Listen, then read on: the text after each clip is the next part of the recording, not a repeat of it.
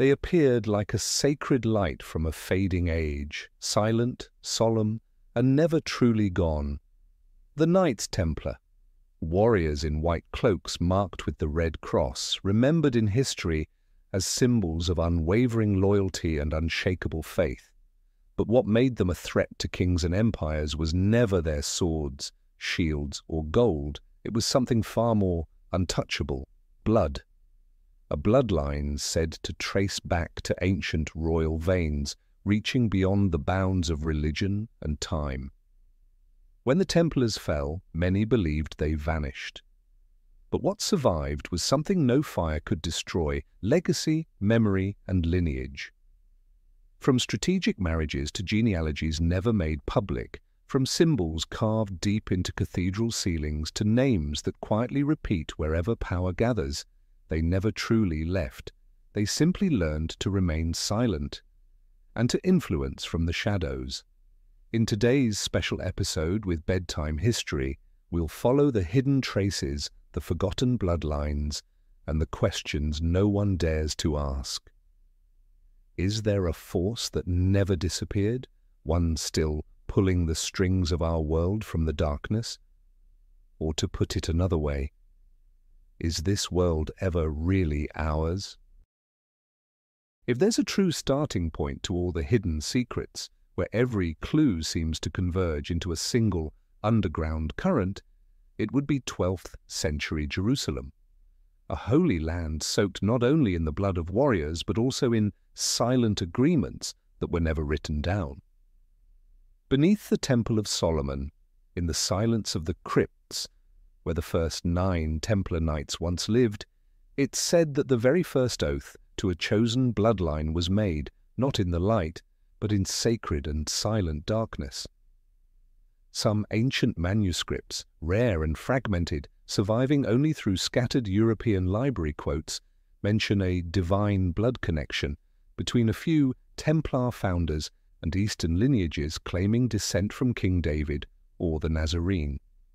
No one ever confirmed it, but the question still lingers: why would a group of poor knights with no land or noble titles be granted powers by the Pope that exceeded both church and state law? Was there something in their blood that made kings both fearful and protective? A legend from southern France tells of a secret night ceremony in Jerusalem, where the Templars swore to protect a child, nameless, without title, but carrying a rare and sacred bloodline. The child was later brought westward with a regular pilgrimage, guarded not as a person, but as a living legacy. There's no solid historical proof. Yet centuries later, inside Rosslyn Chapel, symbols from ancient Judea reappeared with such precision that randomness feels impossible. Jerusalem, where 3 great religions clash and intertwine, didn't just teach the Templars how to fight. It taught them how to watch, how to receive, and how to remain silent. They learned that some secrets can't be preached. They can only be passed down through blood. Those who once walked the halls beneath Solomon's temple didn't leave with just doctrine. They carried something deeper in their veins, a memory, a duty, a responsibility that no written text could ever name. And from that moment on, a quiet current began to flow. Not the kind spilled on battlefields, but a bloodline of unspoken knowledge, of nameless power, of memory that exists beyond language. People would give it vague names: the chosen bloodline, the keepers of memory, or simply the guardians of the secret.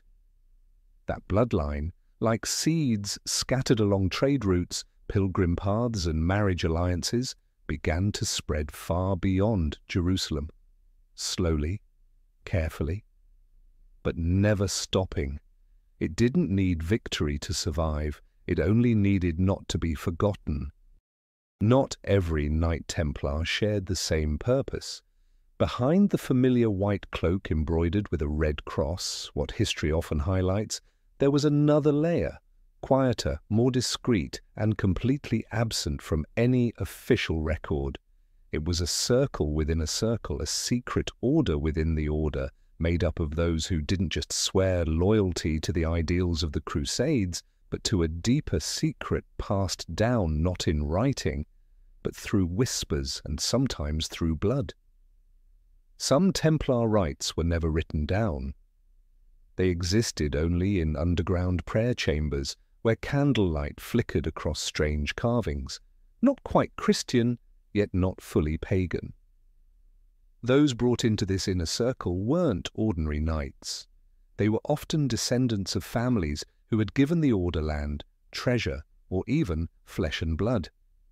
In those chambers they made vows that could never be undone, vows to protect a sacred origin that surpassed the boundaries of both religion and dynasty. Scattered notes in Cistercian chronicles, closely tied to the Templars, mention something called familiae reservatae, or reserved families. These weren't just loyal supporters, they became the guardians of the Order's most silent legacy, bloodlines. Names like Montbard, Saint Clair, and d'Albon would later appear in key moments of European political history, though rarely as centerpieces. They were the links in the chain, not the flags on the battlefield. Within these families, the forbidden bloodline found a safe haven. Through quiet marriages, their children didn't grow up to take arms like their fathers, but instead became royal advisors, bishops, treasurers. They wore no crown, yet they held what every kingdom coveted, legitimacy, veiled behind relics and ancestry. They didn't need visible power because true power is the kind that stays hidden. In remote monasteries across Languedoc or the Pyrenees, it's said that certain communities existed, ones that only admitted descendants from insider bloodlines. These names never made it into history books, but they're carved in miniature scripts inside ancient manuscripts, next to symbols only the initiated could understand. They lived like monks, but were trained to guard what history was never allowed to know. When the persecution of the Templars spread in the 14th century, not all were burned. Some simply vanished from the records, not killed, but erased from legal memory. They changed names, relocated, but didn't disappear. On paper, they were no longer knights, but in truth, they were the ones keeping the flame alive. They built no castles, but they built networks. They needed no title, because they inherited memory. The real secret society never needed a holy land. All it ever needed was a network refined enough to let history pass by without noticing. And from those hidden channels the bloodline crystallized, not through books, but through the veins of the chosen. No one knew exactly who was who, but in a glance, in a symbol, they recognized one another. And that's how memory outlived every kingdom. And it was they, the ones never named, never written into history, who were the true keepers of the secret. Not with swords, but through quiet existence, carried in the heartbeat of a chosen bloodline. Because every great secret needs a place to hide, and every lasting power needs something worth protecting. In the case of the Templars, what they protected wasn't just a person, but a treasure that history was never allowed to name. When King Philip IV of France launched his crackdown on the Templars in 1307, he wasn't just trying to dismantle a powerful military force. He was hunting something he believed could determine the fate of every royal house, a treasure of knowledge and legitimate legacy. But that treasure was never found, not in Paris, not beneath the fortresses, not in the hands of the Vatican, because if it did exist, its essence was no longer in any one place. It had been scattered in a way no one could ever trace, into bloodlines, into marriages, into family branches that lived quietly, yet grew mysteriously wealthy. The Templar treasure wasn't just gold and silver. It was the accumulation of centuries of knowledge, maps, financial networks, and lists of selected families. These families weren't nobility in the traditional sense. They were recipients of special Templar patronage, and because of that, They became the nexus of what would later be known by other names: banks, trade guilds, political dynasties. Starting in the 13th century, many European noble houses began marrying into Templar-descended bloodlines. These unions were never publicly declared, but were carefully recorded in genealogies locked away in iron chests. The purpose wasn't prestige, it was preservation, preserving the bloodline and with it, access to an invisible legacy, symbols, knowledge, and intangible assets. From these links, a new network was born, one with no clear center, yet functioning as a discrete circulatory system of power. The truth is, if you control gold, you can buy time, but if you control blood, you can buy history. The Templars understood that early on. Instead of leaving behind a hoard of treasure, they left behind descendants, people with different names, different passports, but who still held keys to doors most of the world would never even see. Names known only in boardrooms, in back-channel negotiations, or in global charities where world-shaping decisions are made under the mask of humanitarian concern. The true power of the Templar treasure is that it never needed to be hidden. It only needed to be inherited. Blood cannot be stolen. It can be passed down quietly, generation after generation, without ever leaving a trace. And for that reason, in every major event of the modern world, there may still echo an ancient pulse, not from the treasury, but from those who've never been named, yet have never stopped keeping watch. Of all the theories surrounding the bloodline the Templars may have protected, none has stirred more fascination and caution among researchers than the Merovingians, the ancient dynasty that once ruled the lands now known as France. They're remembered not just for their military power, but for a strange legacy, the blending of royal authority and the divine. Some legends claim they carried the blood of Christ and Mary Magdalene. Others say they were descended from the dragon bloodline, an ancient symbol of a mystical connection between humans and supernatural forces. Mainstream historians have long rejected these claims, and yet somehow the myth of the Merovingian bloodline has endured, quietly, persistently, throughout the Middle Ages. And what's suspicious is this: the Knights Templar seem to show up again and again at the crossroads between the Merovingians and the post-Roman world.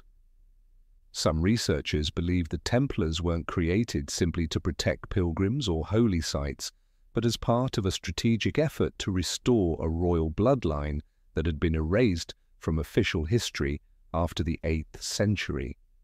The Merovingians didn't vanish, they were hidden. Their branches changed names, adopted new identities, but remained present. In genealogies from regions like Languedoc and Provence, names like de Bouillon, de Saint-Clair, and de Gisors appear with unusual frequency, and curiously all have blood or marriage ties to families that once supported the Templars. It doesn't stop there. Merovingian symbols, especially the golden bee, a mark of sacred kingship, have appeared in bas-reliefs, doorframes, even on the crosses of certain Templar buildings. No one can fully explain why.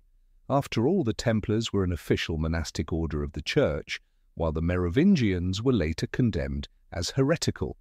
And yet those symbols remain carved in stone, like an unspoken message that something was never fully told.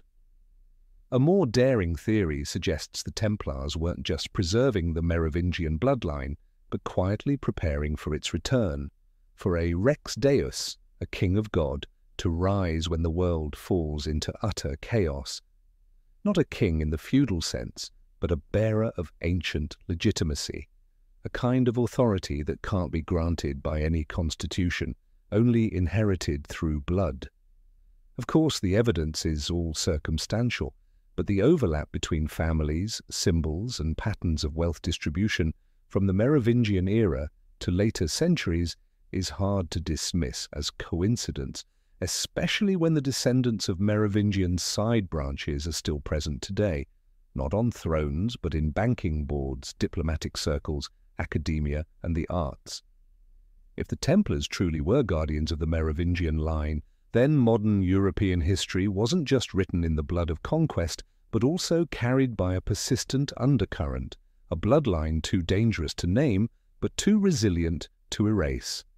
It didn't need to appear in royal decrees. It only had to survive, beating silently in the hearts of those who still carried memories once burned at the stake.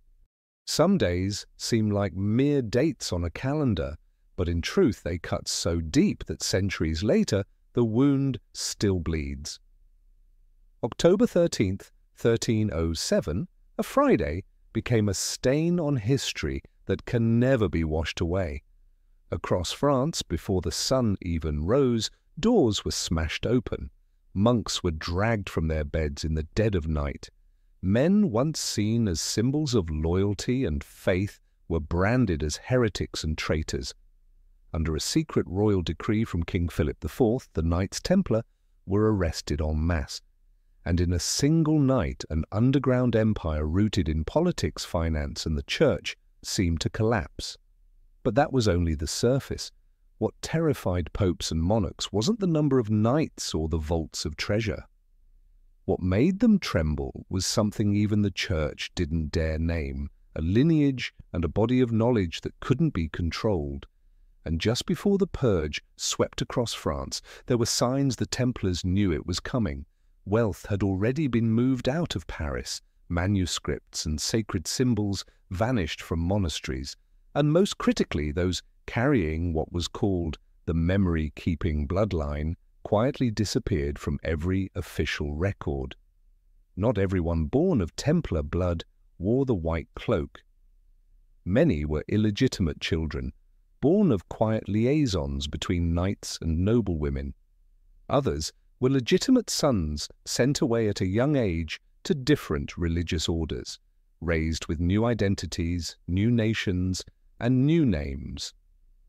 When the Templar Order was erased from official maps, these people didn't die with it. They withdrew but carried their vow with them. Quietly, but never in denial, their traces remain. In isolated fortresses in Scotland, in the quiet villages of Portugal, in manuscripts locked inside iron chests at Aragonese monasteries, names like Sinclair, de la Roche, Moray didn't disappear. They simply stepped out of the light. They married, changed surnames, became landowners, teachers, bankers, but under every new title they kept a fragment of the old self, not written on paper but pulsing in their veins. If death ends a dynasty, then exile begins a new system. The sword was gone, replaced by the pen. The fortresses fell, but they built banks. The relics were hidden, replaced by wealth safeguarded in networks of credit and kinship. The power of the Templars wasn't extinguished that day. It was driven deeper, blended into the bloodstream of families history never thought to question. And from that moment on, Friday the 13th wasn't just a folk omen. It became a symbol, a scratch in time reminding us that something once hunted was never truly destroyed. A current still flows beneath the surface, within names, within symbols, and within decisions felt around the world, though no one can trace where the signal first began. History often paints the defeated as ghosts, vanishing, retreating, dissolving into nothing. But if you trace the steps of those who carried Templar blood after that fateful Friday in 1307, something becomes clear. They didn't flee like men who had lost. They withdrew like a strategy already written, and they didn't disappear to escape, but to be reborn. One of the first places to welcome them was Scotland. There, King Robert the Bruce had been excommunicated by the Pope, making him an outsider to the official Christian world. That clash with the Vatican made the northern lands a perfect refuge for the Templars. Disguised as stonemasons, merchants, or monks, they didn't just survive, they began to rebuild.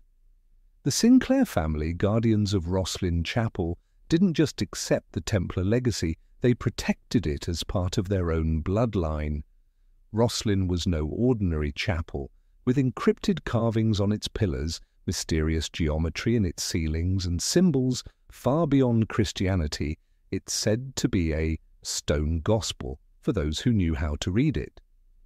Many believe it was a center of Templar knowledge transmission, its secrets hidden behind layers of symbolism even the Church couldn't decipher.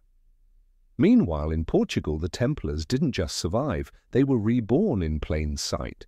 With the silent approval of the monarchy, they were rebranded under a new name, Ordem de Cristo, the Order of Christ.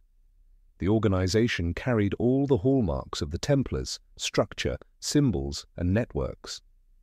This wasn't a revival, it was a transformation. Through it, the Templar bloodline seeped into the royal marriages of Portugal and Spain, then sailed across the seas, further than any pope had ever dreamed. In southern France, Languedoc, the Pyrenees, once a spiritual fortress of the Templars, castles stood abandoned. Small monastic orders suddenly closed themselves off from the world. But in that quiet, manuscripts, codes, and genealogies were preserved, passed down from generation to generation. Titles weren't necessary. Their descendants still knew exactly who they were. They lived as provincial nobles, but a single handwritten letter or a discrete symbol was enough to reawaken a network the fires could never fully destroy. From there, a slow, steady migration began. They moved into Flanders, the Rhineland, Lombardy, eventually embedding themselves into the fabric of the Holy Roman Empire. No longer knights, they became financial advisors, bishops, bankers. Names like Fugger, Welser, even Medici would later show traces of connection to families who once sheltered or married into the Templar bloodline. They didn't need to keep their old form. Power had moved on from the sword. It now lived in the control of information, credit, and relationships. The Templars weren't trying to reclaim any throne. They blended into the mainstream of history, but never dissolved into it. While the Church believed it had uprooted a heretical force, the roots had already taken hold deeper. Roots of marriage, roots of finance, roots of memory, encoded in genealogies that would never be published. What remained wasn't a secret order, but a kind of bloodline network, unnamed, untraceable, but always there, like a quiet heartbeat beneath the empires that followed. In the quiet undercurrents of European history, there are families that never needed crowns or conquests to carve their names into power. The Sinclair family of Caithness and Rosslyn is one of them, a lineage that rarely appears in official chronicles, yet consistently shows up in the margins where history forgets to look. And it was in the hills of Scotland near Edinburgh that they left behind something generations still haven't fully unravelled: Rosslyn Chapel. From the outside, Rosslyn looks like a small Gothic chapel, but the moment you cross its threshold, you're no longer inside a religious building, you're inside a memory machine carved from stone. Every column, every carved detail, every sliver of light seems to echo something far beyond theology. This place isn't for prayer, it's for remembrance. On Rosslyn's walls you'll find ancient geometry, symbols from Judaism, Christianity, even Eastern mysticism, all arranged with an intentionality that's impossible to ignore. It's a coded structure. Maize, American corn, aloe flowers and other plants unknown in Europe before the 15th century appear with strange precision. And yet this chapel was built in 1446, nearly 50 years before Columbus ever set foot in the New World. So who brought those images here, and why? No one in the Sinclair family ever denied their connection to the Knights Templar. In some of their private genealogies, certain members are marked with circles, slashes, or symmetric crosses, codes for those deemed bloodline keepers. Quiet marriages between families with Templar ties, survivors of 1307, were carefully recorded, not publicized, but just enough to preserve the union of blood. Rosslyn, then, isn't just a chapel, it's a stone map, a symbolic archive. Some believe it was from here that greater plans were conceived, even the first transatlantic voyages to America. The legend of Henry Sinclair, Earl of Orkney, sailing to Nova Scotia in 1398 still lives on in the oral traditions of Canada's Indigenous Mi'kmaq people. They speak of men in white robes bearing symbols of light. There's no official record to confirm it, but no historian has dared fully dismiss the strange connection between Rosslyn and Templar traces in North America.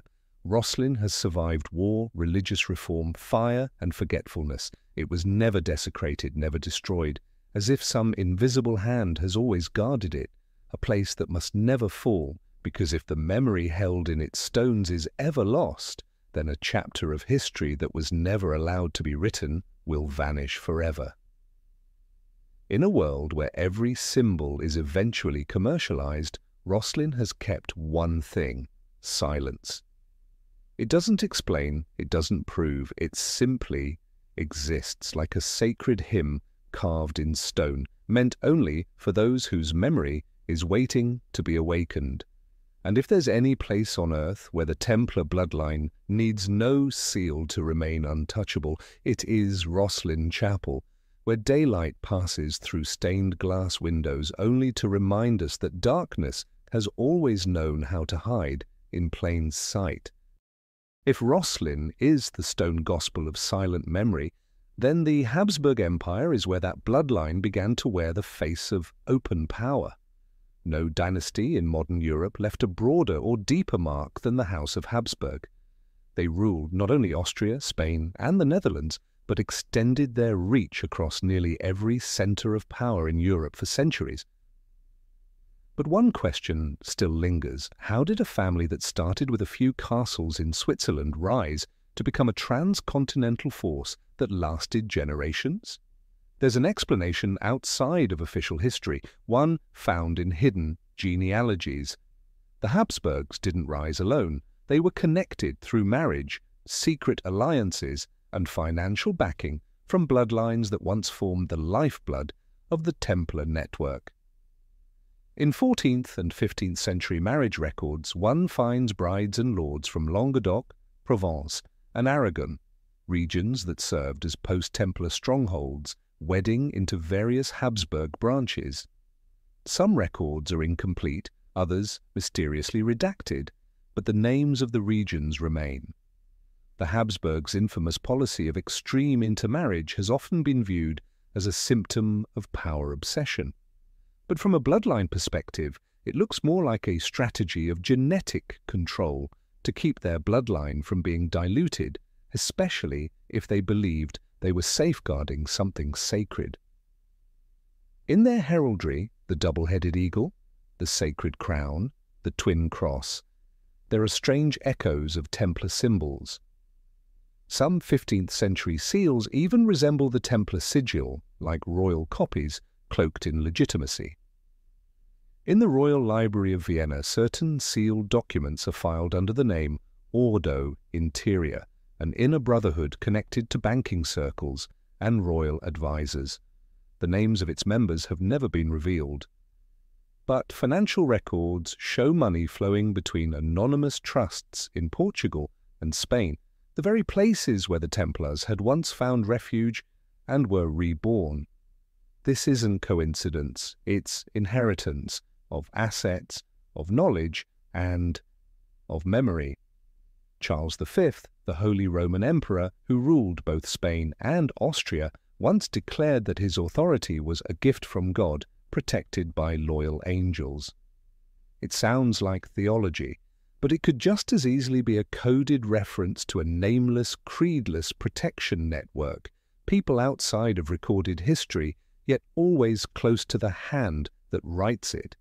Dynasties may fall, but bloodlines don't need names to survive. When the Habsburgs splintered, their blood spread quietly, through marriages unmentioned in the press, through illegitimate children, through those born into silence and raised among scholars, bankers, and clergy. That bloodline didn't ask for a throne, it chose influence. If the Templars truly embedded themselves into the structure of the Habsburgs, then post-medieval Europe wasn't ruled solely by swords and laws. It was also shaped by a bloodline memory, resilient, unnamed, and strong enough that even the Vatican never dared to call it by its true name. And in that sense, power no longer needed symbols. It only needed to be inherited. When history is written by those who hold the pen, the shadowy connections are often pushed into the margins, but between incomplete genealogies, vague titles, and portraits with missing surnames, there's always a thread no one dares name, a bloodline that never sat on the throne but always stood beside it. After the Templar Order was officially dissolved, its survivors didn't vanish. They entered a new phase, no longer as knights but as husbands, fathers, and advisors. They married into royal families, not to seize power, but to exchange something deeper, legitimacy. When a persecuted bloodline fuses with a ruling one, the result is not a rebellion, but an unbreakable alliance. In England, starting from the 14th century, there are clear signs of Norman noble families, many of whom had once supported or sheltered the Templars, intermarrying with side branches of the Plantagenets, then the Tudors, and eventually the Stuarts. Names like Percy, Neville, and Howard didn't just appear on battlefields, they also appeared in royal libraries, treasury offices, and as tutors to future kings.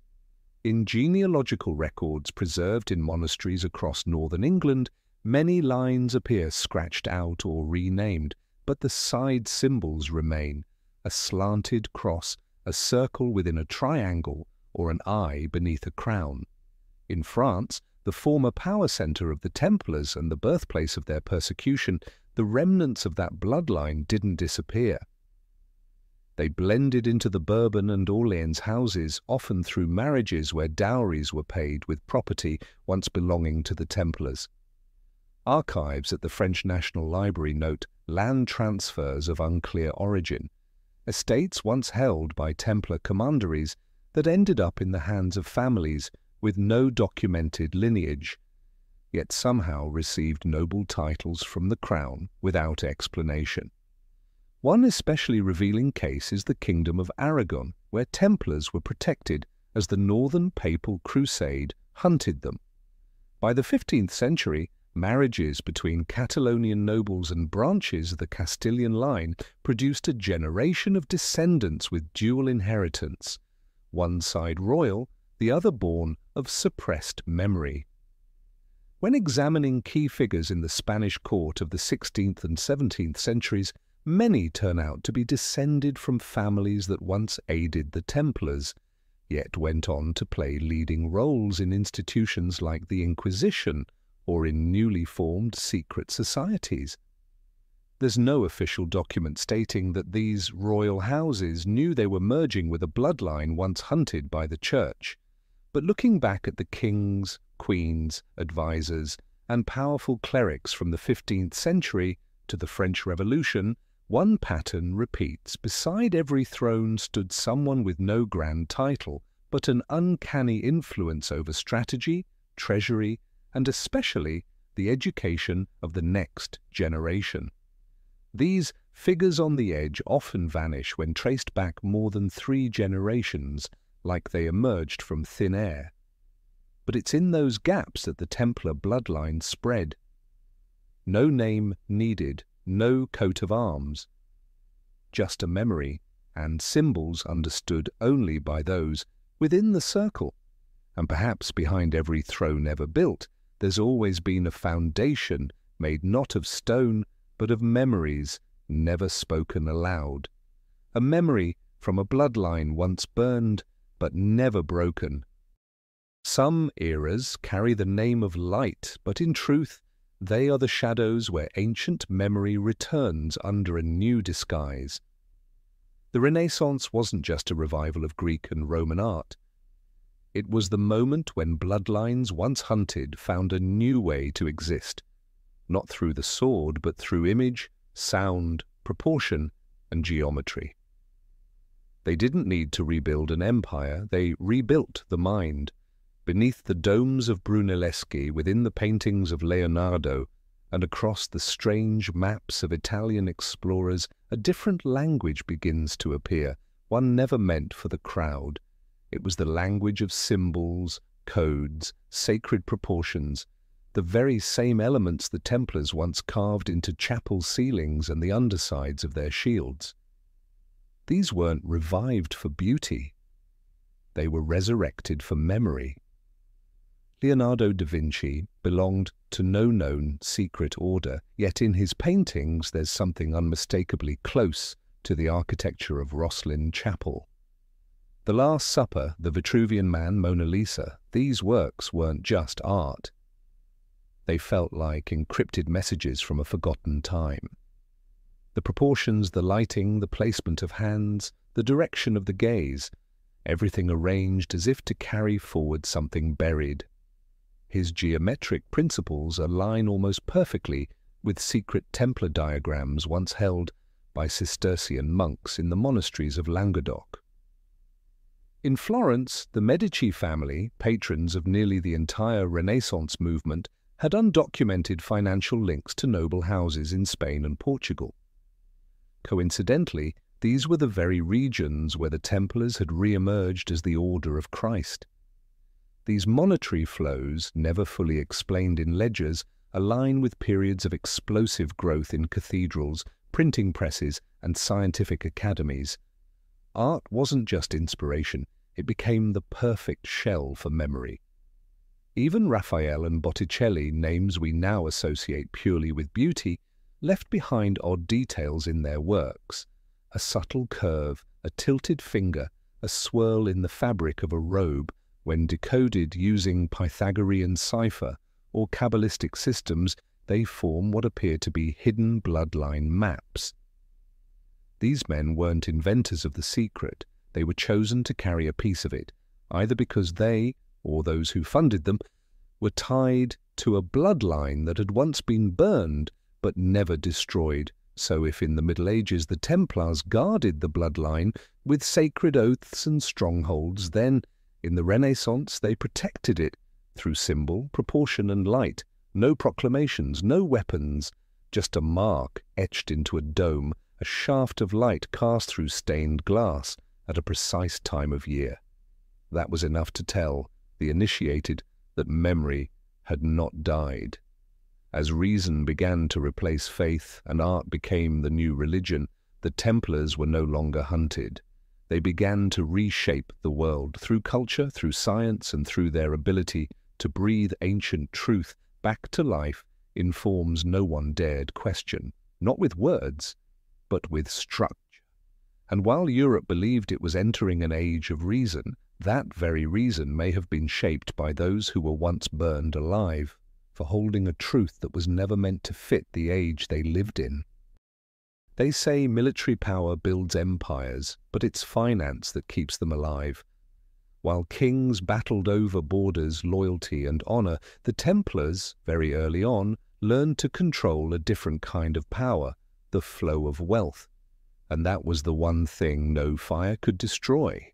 As early as the 12th century, the Templars became the invisible architects of a financial system far ahead of its time: promissory notes, asset custody, and cross-border money transfers.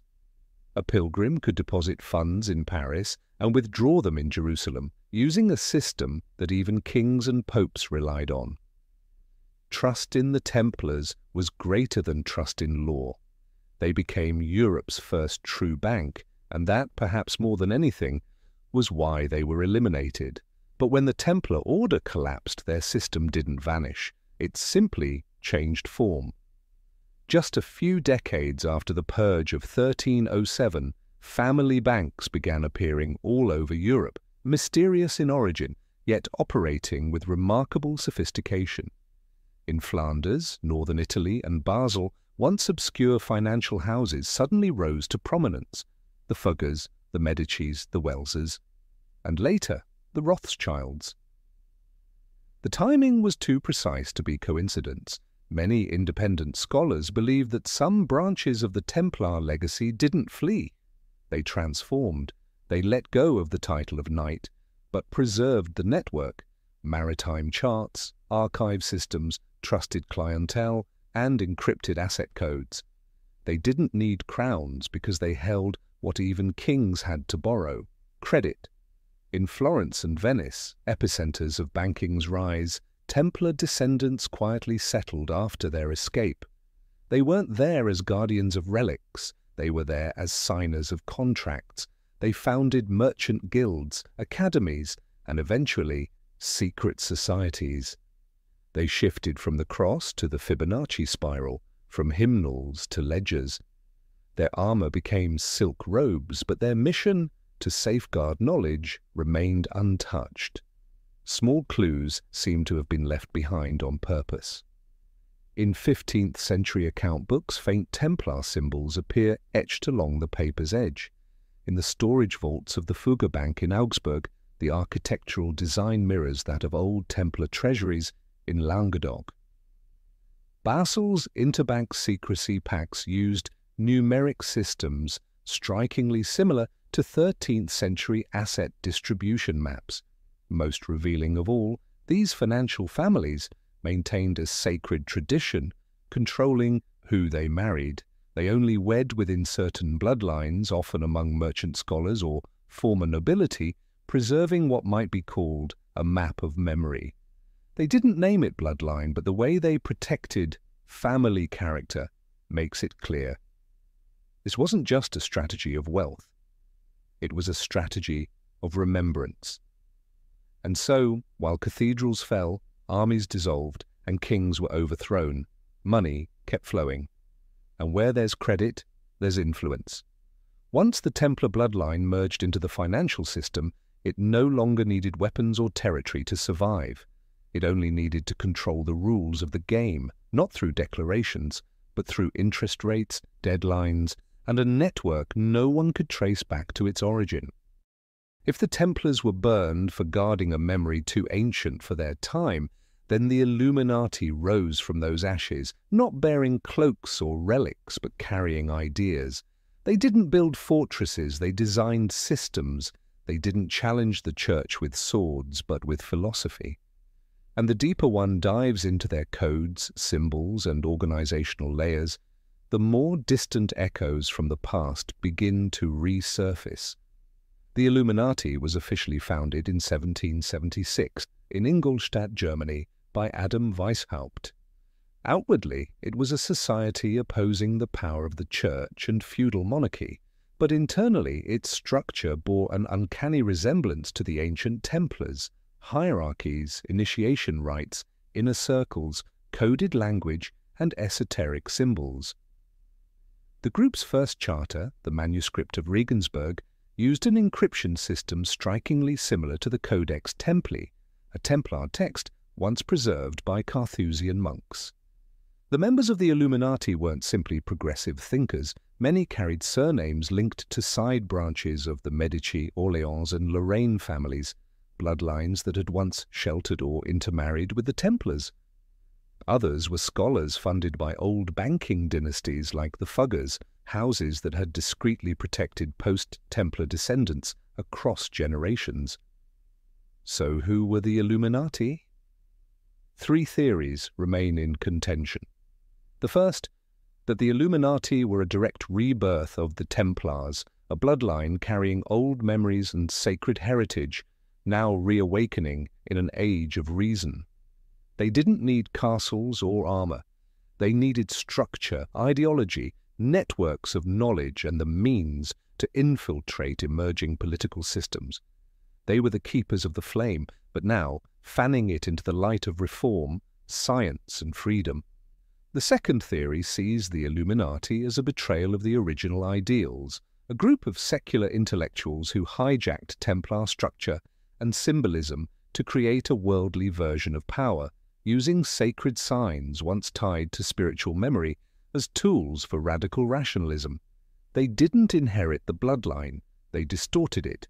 They didn't uphold the ancient oath, they turned it into a mechanism to steer a society adrift. The third, that the Illuminati was a controlled experiment, an intentional creation by Templar descendants themselves, an internal countercurrent designed to test how modern society might react when ancient memory is reawakened. If the world was ready, they would step forward. If not, the attempt would dissolve quietly. And if this theory holds true, then the Illuminati was never the final goal, only a phase. What's most remarkable is this: when the Illuminati was dismantled, its key members didn't disappear. They re-emerged in Freemasonry, in the French intellectual elite, and in the early central banks of Europe. The name may have faded, but the structures and symbols remained, engraved on currency, embedded in architecture, embedded in rituals, and even the language of politics. No one can say with certainty that the Illuminati were the Templars reborn. But if you trace the overlap of symbols, bloodlines, and ideological influence closely enough, something older, far older, still seems to be moving behind the scenes, not under the name of the Knights Templar, but under the shadow of a torch relit, in an age that believed it had left the past behind. Among the strange symbols of Freemasonry, the compass, the square, the all-seeing eye, sacred geometry, there's something that makes anyone familiar with the Templars feel a chill. These images aren't new, they've simply changed form. And if the Illuminati were a continuation of Templar philosophy, then Freemasonry is where the Templar bloodline's architecture was rebuilt, openly, yet never fully graspable. From as early as the 16th and 17th centuries, when Masonic lodges first emerged in Scotland and England, many founders were directly connected to families that had once sheltered or intermarried with Templar survivors. Names like Sinclair, Neville, and noble houses from Languedoc, once closely tied to the Templar order, reappeared as architects, merchants, and scholars. But they carried with them a history that was never written down. Freemasonry's three-tiered structure, apprentice, fellowcraft, master mason, mirrors the ranks of the ancient Templar hierarchy. Its initiation rituals, coded language, seating arrangements, even body signals used in closed-door meetings all point to a deeper origin than official documents admit. Symbols like the blazing star, the clasped hand, or the broken cross, they aren't products of the Renaissance, they're memory recoded for a new age. And more telling still, Freemasonry's religious neutrality, the very thing that led the Church to repeatedly condemn it, echoes one of the same reasons the Templars were burned. Both guarded knowledge that transcended the boundaries of orthodox theology. They didn't depend on dogma.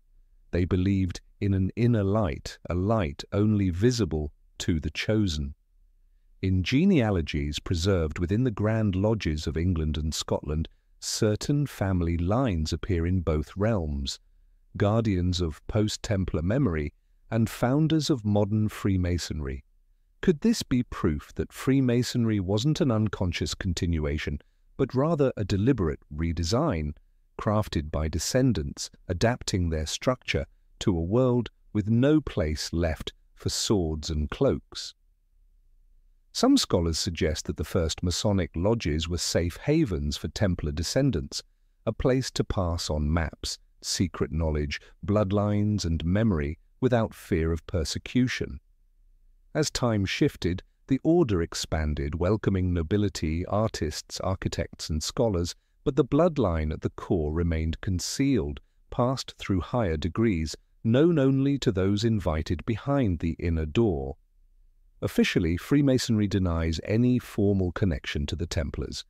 Yet in the York Rite system of American Freemasonry, the highest degree is called Knight Templar, and it includes a ritual reenactment of the oath at Solomon's Temple. That oath closely matches inscriptions found in ancient Templar fortresses. It could be symbolism, or perhaps it's a way for those carrying the old blood to recognize one another, using a language the modern world no longer sees as threatening. No need for secrecy, no need for public declaration. Freemasonry became a new robe for the Templar bloodline, a robe just public enough to survive, just mysterious enough to preserve memory. In dimly lit chambers, surrounded by symbolic tools, with a book open to the right page, they didn't have to say much. Presence was enough. If the Templars were once burned for guarding knowledge too far ahead of its time, then Freemasonry stands as proof that when that knowledge is merged into blood and encoded in symbol, no fire can ever burn it away again. When people speak of the age of exploration, the story always begins in 1492.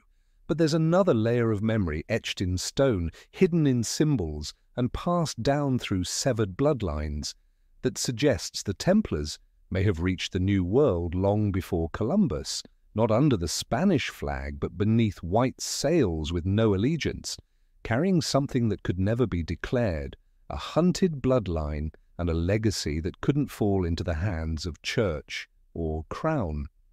Once again, Rosslyn Chapel becomes the starting point of a question no one dares answer directly. Carvings of maize and aloe, plants entirely unknown in Europe before the discovery of America, were already present at Rosslyn in the 15th century. The botanical accuracy of these carvings makes it hard to dismiss as artistic imagination. They seem copied from the first-hand accounts of someone who had truly seen them. According to a widely discussed theory among independent researchers, after the Templar Purge of 1307, a group of survivors escaped through hidden ports in Portugal and Scotland. They carried not just knowledge and treasure, but people, those considered living links to a chosen bloodline. Leading them, it said, was Henry Sinclair, Earl of Orkney, who may have organized a transatlantic voyage in 1398, nearly a full century before Columbus set sail. In Nova Scotia, Canada, the Mi'kmaq people still tell stories of pale-skinned men in glowing robes bearing symbols of light and the cross. These aren't part of official historical records, but their descriptions strangely match the Templars. Informal surveys in the region have uncovered stones etched with geometric symbols resembling Templar codes, Gothic-style engravings, and even hidden stone chambers deep in the forests, built in ways nearly identical to Templar treasuries in Europe. Why did they come? Not to conquer, not to convert. They came to hide what could no longer be kept safe in Europe. Fragments of memory, fragments of blood, and perhaps even a piece of what was once called the treasure. Not gold or silver, but a network of heirs and maps of forgotten knowledge.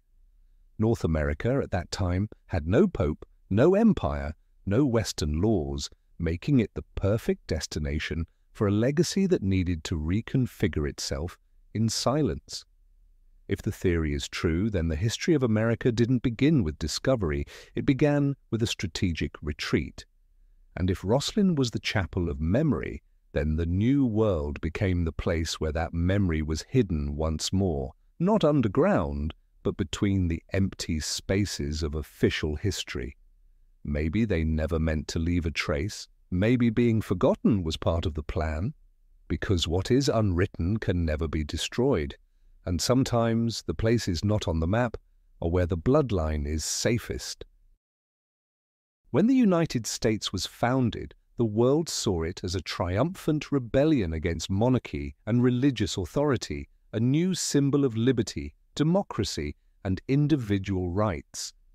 But peel back the layers, look closely at the symbols, the bloodlines, and the architecture of American power, and you'll find that not everything was new. Something very old, very quiet, very deliberate may have been carried over from another world. From Rosslyn, from Jerusalem, from oaths whispered in shadows that were never written down. George Washington, the first U.S. president, was a high-ranking Freemason.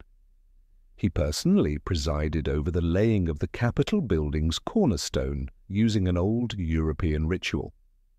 The Washington family has Norman roots, and in English genealogical records there are faint links to the Sinclair and Howard families, both deeply tied to Templar descendants after 1307. That may be coincidence.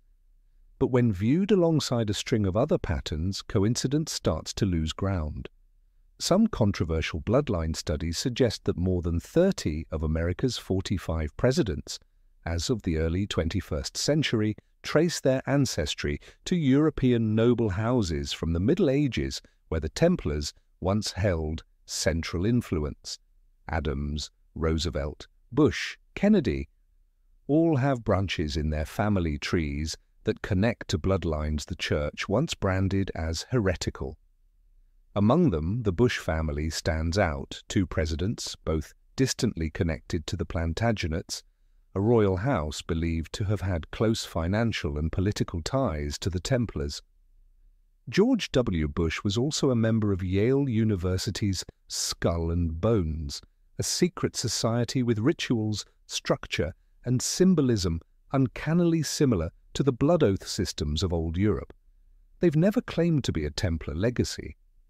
But the organizational model, layered secrecy, and coded imagery speak in the same frequency. Even in the Great Seal of the United States, the eye above the unfinished pyramid, the number of stars, the ribbon's Latin text, there are symbols there that seem eerily familiar. These aren't born of democracy. They're echoes of encoded memory. The geometry of the seal has been analyzed using Kabbalistic principles once employed by the Templars in map-making and ritual design. America's political system, its division of powers, personal oaths, and internal checks, wasn't just the product of Enlightenment minds. It reflects a kind of moral order once embedded in the Templar rulebook. No allegiance to kings, no obedience to popes, only loyalty to a structure more sacred than law, but hidden beneath it. If this theory holds, then when a US president places their hand on the Bible to take the oath of office, it isn't just a secular ceremony, it's the modern form of a very ancient vow, echoing from the Temple of Solomon, passed through secret societies, recoded into a modern ritual for a position no longer called knight, but carrying the same weight. There is no document that proves this.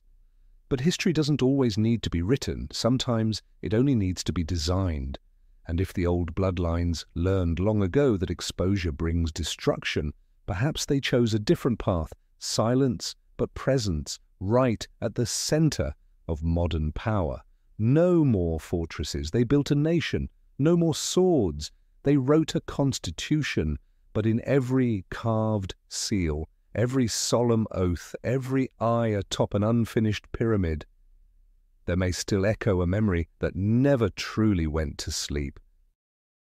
Among all the monarchies still standing in today's world, the British royal family is perhaps the most public, polished symbol of traditional power. Every detail of their rituals, from robes and scepters to crowns and the sword of justice, is arranged like a sacred performance, crafted to maintain an unbroken sense of continuity through the centuries. But it's that very perfection that raises the question, what lies hidden beneath all those carefully layered ceremonies? The House of Windsor, formerly Saxe-Coburg, and Gotha is actually a fusion of German, French, Austrian, and Scottish bloodlines. If you trace back from Edward I to Edward III, you'll find side branches that intermarried with nobles from Aquitaine, Languedoc, and Normandy, regions that once served as spiritual strongholds of the Templars. Some marriages left no clear family names, only vague titles like Duchess of the Southern Lands. But their coats of arms feature familiar Templar symbols: the tilted cross, the double-barred cross, the crescent moon, each once used as coded imagery by the order. Edward I once drew on Templar resources and manpower during his campaigns in Scotland. Some of his commanders, though not formally recorded as Templars, wore red crosses and were knighted at monasteries with deep connections to the order. When the persecution of 1307 began in France, many Templars fled to England, where the response was notably more lenient. They vanished from records, but new families soon emerged at court, with sudden wealth and influence no one could explain. In libraries like Hatfield House and Woburn Abbey, sealed genealogies reference extralinear unions with coded marks instead of names. Children from these unions didn't become battlefield lords. They became bishops, treasurers, royal advisors, positions of influence without titles. The crescent symbol in Prince William's personal coat of arms, heir to the throne, was once common in Templar stonework in the Pyrenees. Balmoral Castle, the royal summer residence, lies not far from where Templar outposts once stood after their escape in 1307. These aren't hard proofs, but when these clues repeat across centuries, it becomes harder to dismiss them as mere coincidence. The issue isn't just the symbols, it's how memory is managed. Some royal documents remain sealed under 500-year restrictions. Royal DNA is never tested publicly. Marriages approved within the family sometimes defy both social and traditional norms, but are defended under the banner of privacy and history. Any one of these things could be rationalized, but seen together they suggest a memory being guarded more tightly than any political file. Could it be that the throne wasn't only built to rule, but to shield something, not to conceal wrongdoing, but to protect something too ancient, too foundational, a current running beneath the very idea of modern monarchy itself? Perhaps no one in the royal family even knows it. Perhaps they, too, are links in a chain set long before England had a constitution. But if real power doesn't need a name, then the idea that a bloodline once burned at the stake in France might now be riding in a royal carriage, waving beneath the fireworks over London, is no longer just a myth. In the modern world, few families are as admired and as questioned as the Rothschilds. What began as a modest coin-dealing shop in Frankfurt in the late 18th century evolved, in just a few generations, into a banking network that stretched across Europe, London, Paris, Vienna, Naples. But what places the Rothschilds at the heart of so many conspiracy theories isn't just their wealth, it's the near-total silence surrounding their bloodline origins. As if even they know that something needs to be hidden more carefully than bank accounts. According to official history, Mayer Amschel Rothschild was the founder, dividing financial control among his 5 sons. But there's a large, unexplained gap. Where did the initial capital come from to fund an expansion of such scale across Europe? There's no record of inheritance, no early royal patronage, only vast sums, mobilized as if they had already been waiting, stored in the shadows of an unnamed network. Some unofficial sources suggest Mayer Amschel had connections to hidden Jewish communities in Spain, groups that once sheltered the Templars after the 1307 purge, and who were later forced to convert to survive the Inquisition. Within these closed circles, ancient financial knowledge, asset encryption systems, and memory of the Templars were preserved, not through books but through ritual and oral transmission. As a collector of rare coins and esoteric symbols, Mayer Amschel may have gained access to manuscripts believed to originate from the Templars.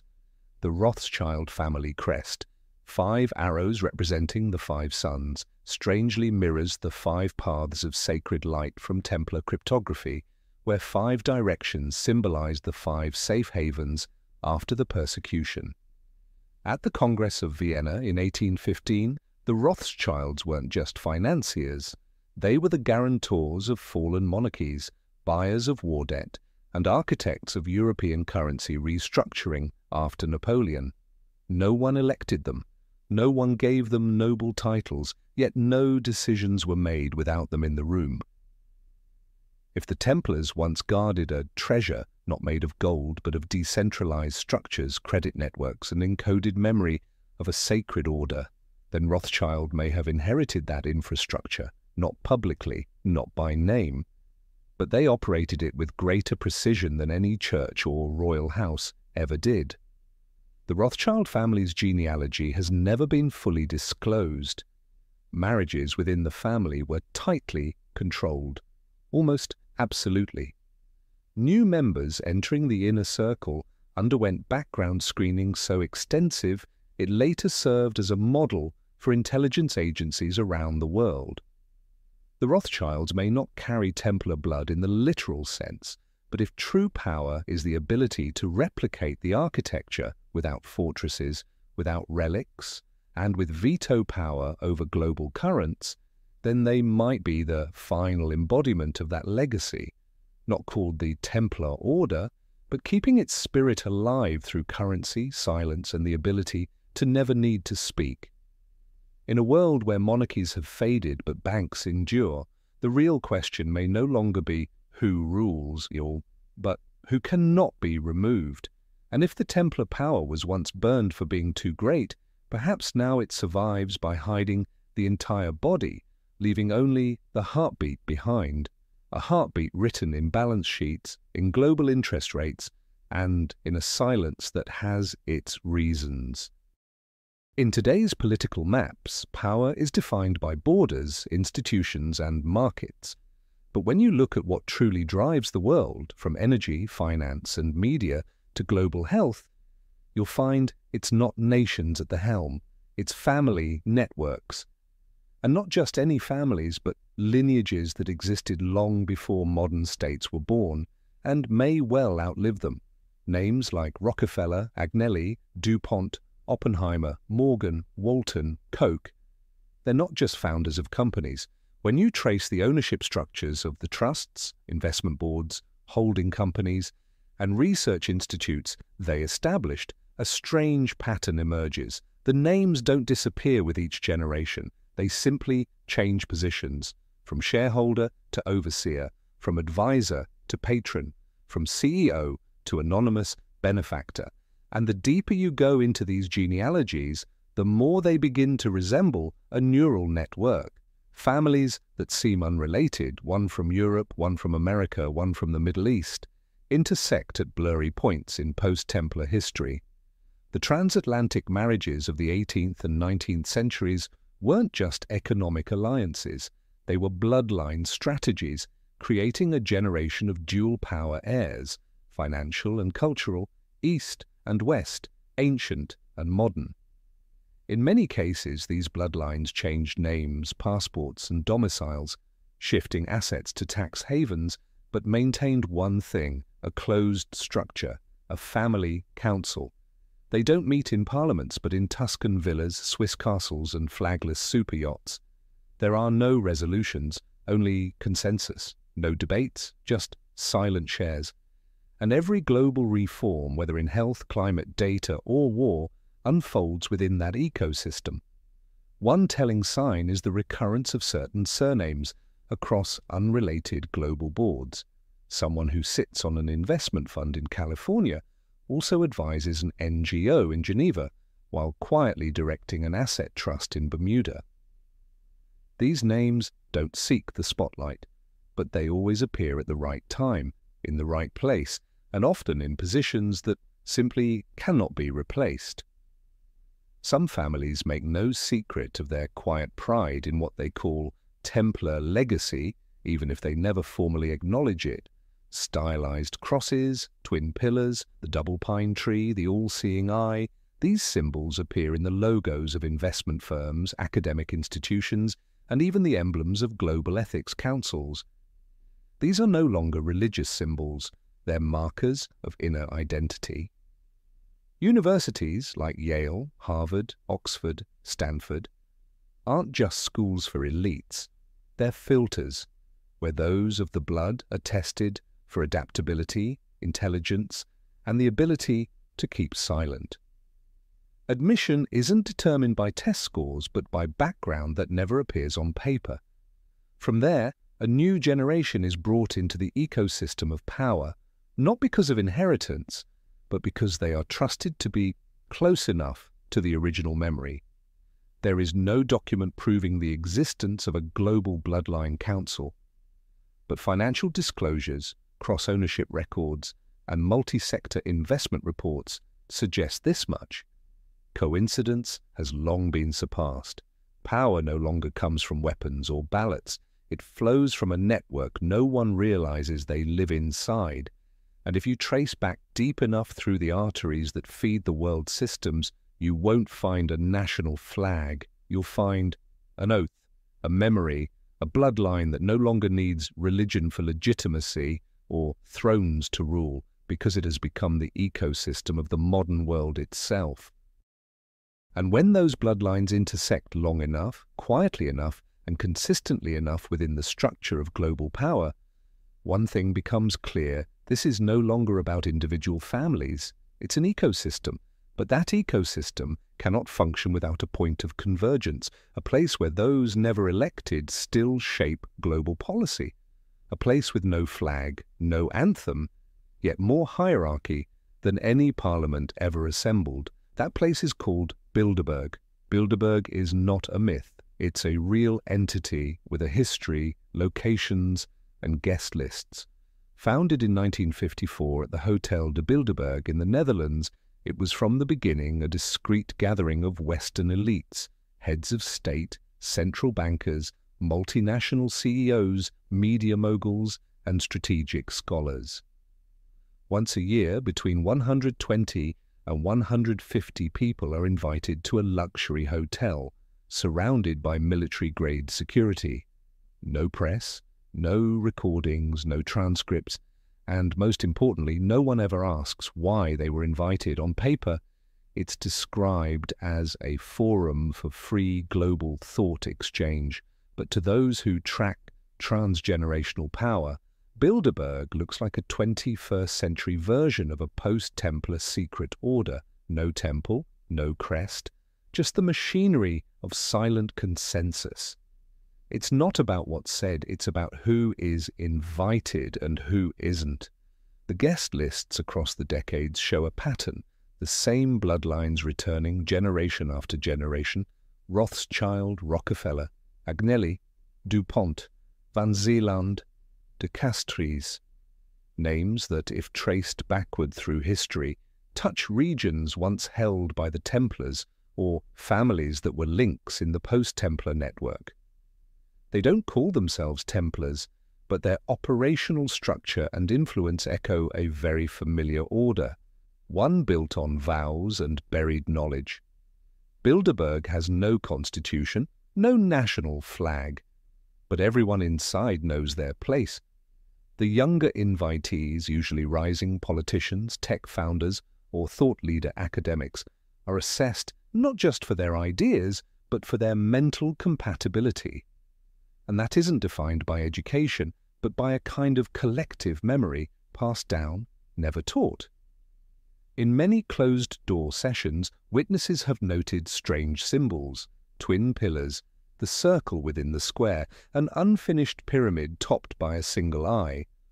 All of them once tied to the Templars, later repurposed by Freemasonry and the Illuminati. These images are never publicly explained, yet they appear on seating arrangements, private invitations, and limited edition internal documents. If the Templars once unified the scattered powers of medieval Europe into a sacred financial military network, then Bilderberg is that concept reborn for the age of globalization, linking central banks, media, corporations, and political figures into a single, silent rhythm.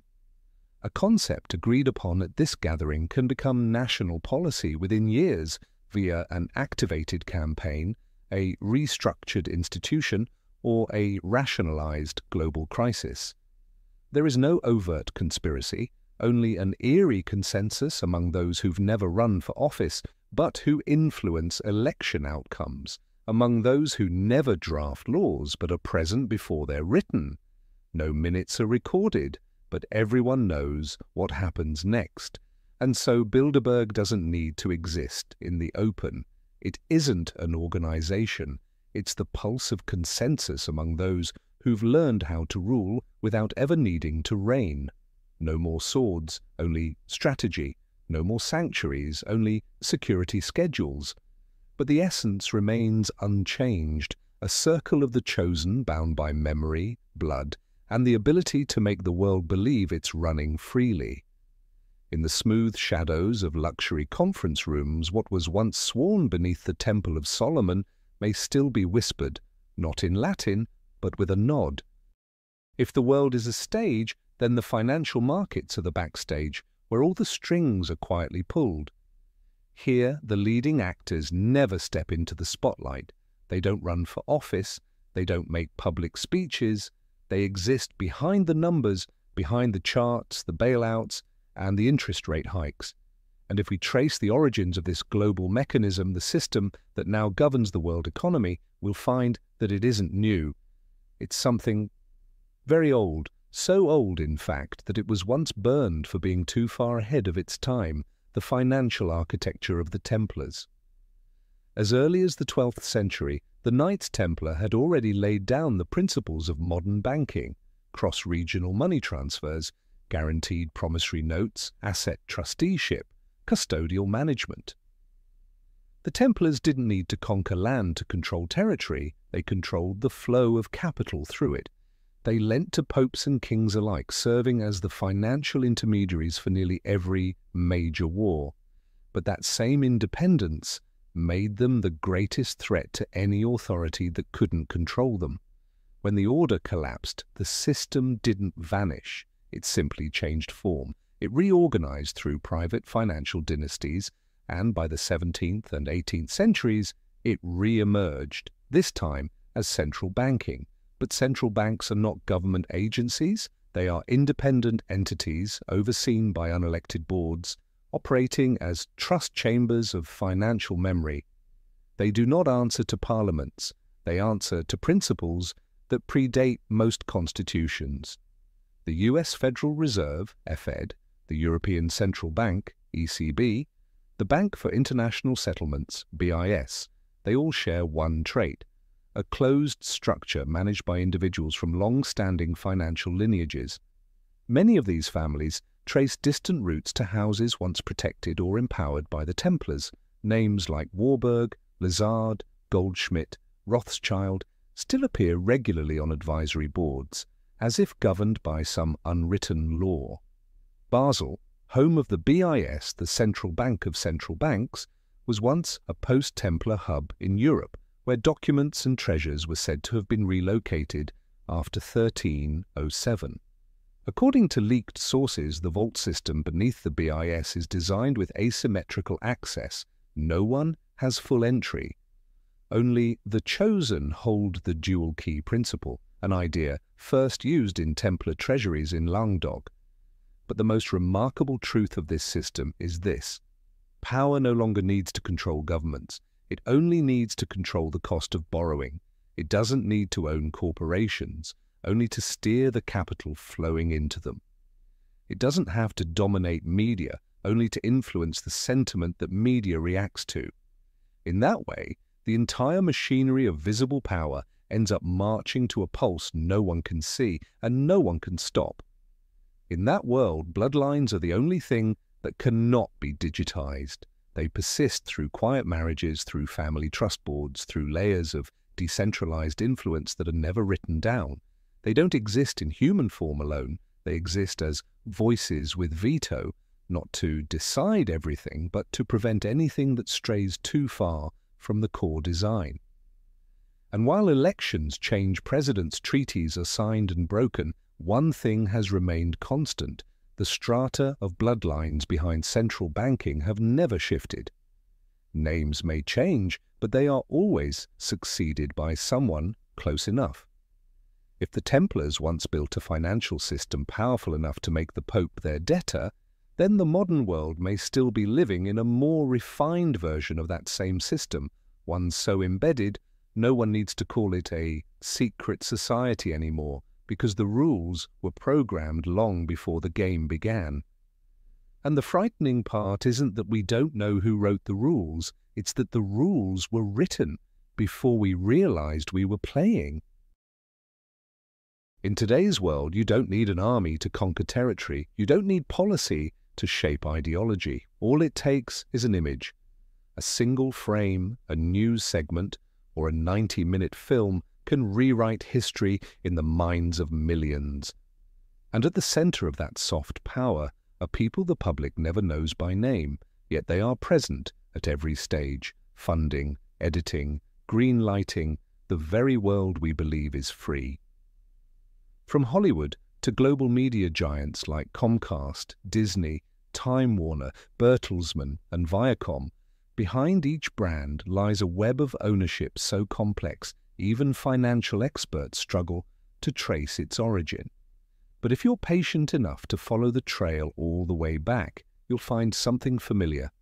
Families tied to old financial lineages, trusts that date back to the 18th century, founding boards that never appear on screen, but can end any project with a single call. Hollywood, the so-called Temple of Dreams, is also a factory of memory reconstruction. In hundreds of films about secret societies, forgotten treasures, ancient symbols, and lost maps, the Templars appear again and again, sometimes as villains corrupted by power, sometimes as noble guardians of forgotten truths, but never, ever does a major film ask the real question: what if they never disappeared? And if they didn't, where are they now? That absence is no accident. It's a subtle stopping point, as if there's an invisible line in the screenwriting process. You can reference myth, but don't touch reality. You may recreate symbols, but never explain their source. Memory isn't censored, it's curated. Even in films that have nothing to do with the Templars, their symbols still appear: the Red Cross, the Twin Pillars, the all-seeing eye, the unfinished pyramid. From Marvel blockbusters to major music videos, no explanation needed, just presence, disguised as aesthetic, masked as coincidence. But for those who know how to read the signs, the message is clear. The story is being retold according to a script written long ago. This system doesn't require a conspiracy. It functions like a self-filtering mechanism. Tell the right story, you get funding, distribution, awards. Tell the wrong one, you get no platform, no studio, no audience, no need to ban. Just quietly ensure it doesn't exist. Some of the world's top film schools, USC, NYU, or major studios like Pinewood and Babelsberg, have board members tied to noble or financial families with histories that go far beyond entertainment. Documentary funding groups, film grant foundations, elite cinema awards, they all operate under closed-loop governance. Only the selected get to tell the stories that are acceptable. And when an entire generation grows up seeing the Templars as villains or as mysterious treasure guardians, no one stops to ask, what if they're still here? Just not in the film, but in the room where films are approved. That's the power of narrative design.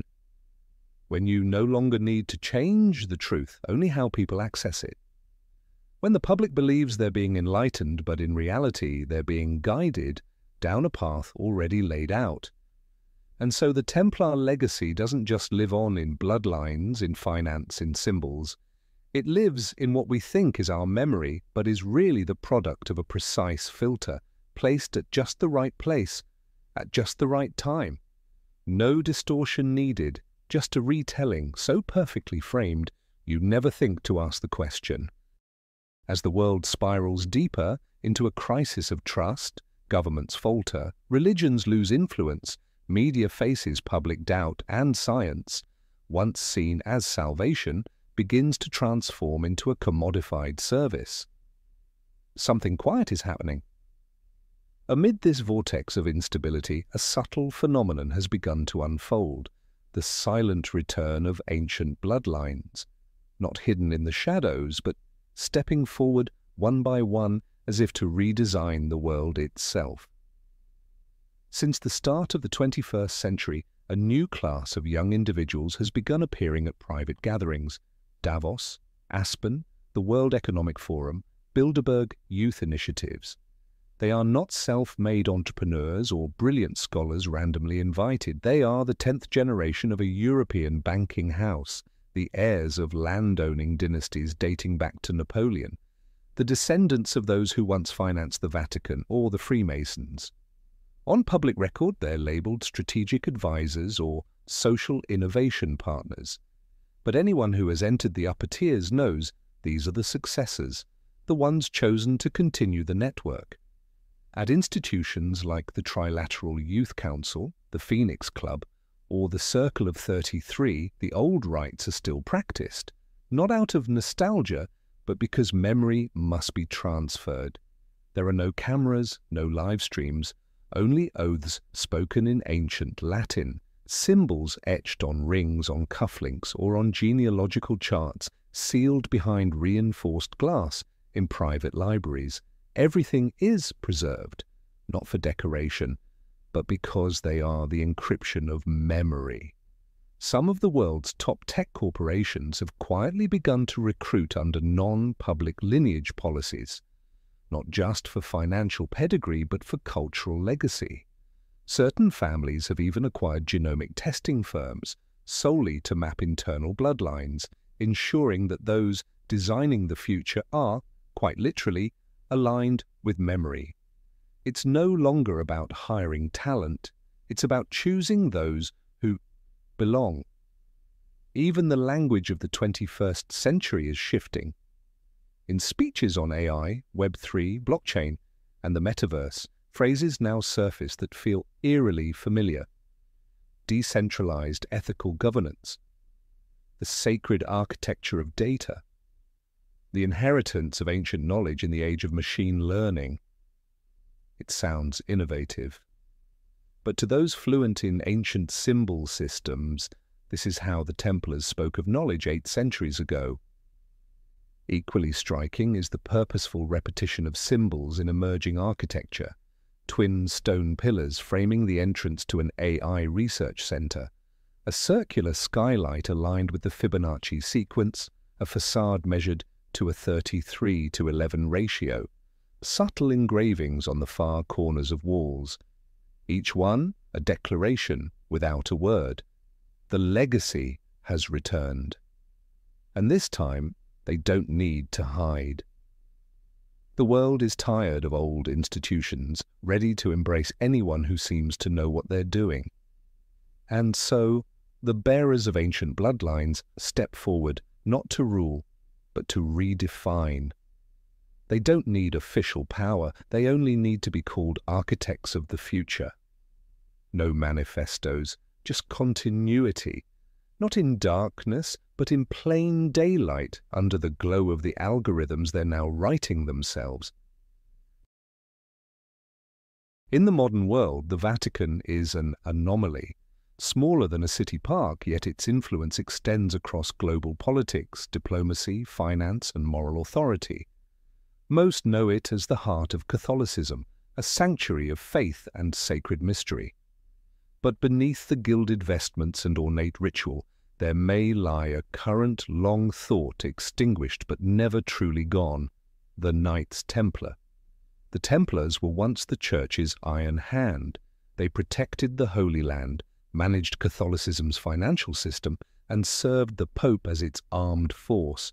But when they grew too powerful, too independent, too difficult to control, it was the Vatican itself that moved to purge them. In 1307, with the help of King Philip IV of France, Pope Clement V signed the decree to destroy the order, not solely for heresy, but because the Templars had created a parallel system, a network of knowledge, credit, and bloodlines. What's strange is this: centuries later, the Vatican has never released the full records of that purge. Forced confessions, trial documents, asset transfers are all sealed within the Archivum Secretum Vaticanum, accessible only to a chosen few. The question remains, why would a 700-year-old case still need to be locked away? A controversial yet persistent theory lingers. The Vatican never truly destroyed the Templars.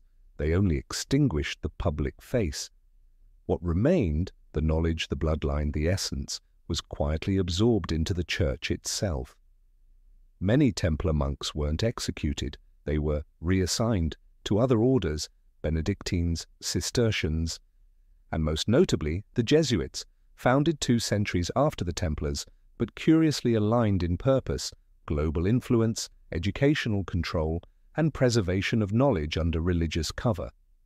In Jesuit architecture throughout Rome, sacred geometry, light projection, and the symmetrical alignment of theological memory persist, as though someone continued a design first drawn by Templars. Major Jesuit churches in Spain, Portugal, and Latin America preserve symbols never seen in early Christianity, yet unmistakably familiar to anyone fluent in Templar codes. Today, many archbishops leading Vatican councils come from noble European families long suspected of Templar descent. Certain church libraries housing unpublished ancient texts are managed by special orders, selected not by academic merit, but by family tradition. In the Vatican, bloodline is never declared, but it has never been absent. Pope John Paul II was once unofficially quoted as saying, "There are memories not written down, not because they're false, but because the world isn't ready to read them." In that light, the Templars are no longer heretics, they are living memory. Part of the Vatican, not by proclamation, but through people, structure, and continuity. And if that's true, then the greatest irony becomes the greatest logic. The ones once burned alive for threatening the Church may now be the ones quietly maintaining it from within, not in rebellion, but in guardianship, not to avenge, but to ensure that what was once burned is never forgotten. The Vatican stands as the epicenter of spiritual power. But behind the public doctrines, behind the polished theology and candlelit masses, there have always been hidden doors, places without incense, without bells, but where decisions are made that reshape history. Among these hidden channels, two orders stand out and are often misunderstood: the Jesuits and Opus Dei. They may appear as religious institutions, but when you look deeper into their structures, symbols, and influence, you realize they are not just missionaries, they are guardians of memory. The Jesuits, founded in 1540 by Ignatius Loyola, emerged in a Catholic world shaken by Reformation. But from the beginning, they didn't operate like a traditional order. They didn't build monasteries to pray. They built schools, libraries, military academies, and intelligence networks that spanned Europe and its colonies. They became the professors of princes, advisors to kings, and authors of the world's theology textbooks. This expansion wasn't reactionary, it was strategic. Opus Dei, founded later in the 20th century, chose a subtler path. No churches, no armies. They embedded themselves in finance, law, education, media, and especially within the power structure of the Vatican. Opus Dei doesn't recruit the public, they invite. And only those with the right ethics, intellect, and, crucially, lineage are even considered. In documents leaked from the Vatican Library, references appear to Templar monks who escaped persecution by being reintegrated into secret orders in Spain, Bavaria, and Switzerland. These men were not executed. They changed names, changed orders, but they preserved the manuscripts, symbols, and organizational maps of the Templars. The phrase Ordo Interioris, the inner order, appears repeatedly in internal records from the 14th and 15th centuries. One coded phrase is repeated in those texts: Deus est veritas, et sanguis eius vivet. God is truth, and his blood shall live on. It's not from the Bible, but it matches, word for word, a stone inscription found in the crypt beneath Château de Gisors, once a Templar stronghold. Both the Jesuits and Opus Dei are structured in 3 tiers with an innermost circle that is nearly invisible to the outside world. Leadership is not elected, it is elevated by internal consensus. Not the smartest, but the one who understands best what must never be spoken. They preserve memory, not through preaching, but through networks. In many of their secret initiations, ancient Templar symbols quietly reappear. A sword plunged into the ground, a circle inscribed within a square, light projected downward from pillar to stone. Used not as tribute, but as encryption, not to honor the past, but to protect what must never be written. Pope Francis, the first Jesuit pontiff in history, once said, "True reform is returning to what was forgotten." No one asked what he meant, but under his papacy, some previously sealed Templar records have been quietly reopened for internal review. Several post-doctrinal orders have begun revisiting Templar scholarship, not to condemn, but to reconsider. If the Templars were once burned for guarding secrets, then the Jesuits and Opus Dei may be the institutions where those secrets are now encrypted beneath layers of refined theology. No more warriors, only scholars, no more swords, only councils. But what is protected remains the same: ancient memory, silent bloodlines, and an oath that has never been revoked, not out of thirst for power, but because the world still isn't ready to reread the first page. As the world entered the age of steel, glass, and concrete, many believed the language of symbols had died. That golden domes, stone pillars etched with codes, shafts of light aligned with solstices, were relics of a mystical past. But look closer at modern buildings, international conference centers, central bank headquarters, the global HQs of tech giants, and you'll see, memory didn't vanish, it changed form. The language of the Templars, golden ratios, Pythagorean geometry, sacred symmetry, once defined sacred architecture. These principles weren't decorative, they were coded knowledge. Every curve, every angle, every beam of light was a declaration of an order embedded within matter itself. And astonishingly, those same principles are reappearing, not in cathedrals, but in the most seemingly secular buildings of the modern world. Take the United Nations headquarters in New York. The facade is glass, yes, but the floor plan follows a 3-to-1 ratio, and the light-to-depth alignment reflects the reflective chapel blueprint once used by the Templars. A rear corridor contains exactly 33 horizontal stone blocks, matching the 33 initiatory steps of Freemasonry. Vatican Radio's headquarters, the Louvre's modern wing, Denver International Airport, all reveal intentional geometries, guided light paths, and architectural ciphers that are anything but random. Some of these modern structures were built atop ancient ley line intersections, a sacred energy grid the Templars once used to align their chapels with Earth's natural force lines. When asked, the architects of these buildings refer to geometric tradition, internal order, or the sacred language of light, phrases that echo the Templars' medieval texts, almost word for word. Not everyone sees it, but those chosen to enter certain rooms, beneath a dome that casts sunlight precisely onto the center of a council table at noon, or seated between two columns identical to Jachin and Boaz, know, this is not just a room, this is a manuscript, unwritten, yet always being read. Many of the most renowned architects of the 20th and 21st centuries come from families once linked to the Templars or their Masonic successors. They never publicly mention a tradition, but in interviews they often refer to the influence of architectural schools never taught in universities. They use light as language, voids as punctuation, and material as memory. Each structure whispers of knowledge that has no archive except stone itself. There are no more crusades, but cross-shaped sculptures still rise in public parks, no more fortresses. Yet global control centers mirror the proportions of Templar commanderies.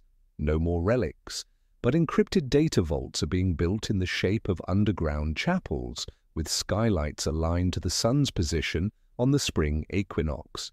And so the Templar bloodline, no longer living through name or title, lives through form. No vow is needed, just a column set at 33 degrees.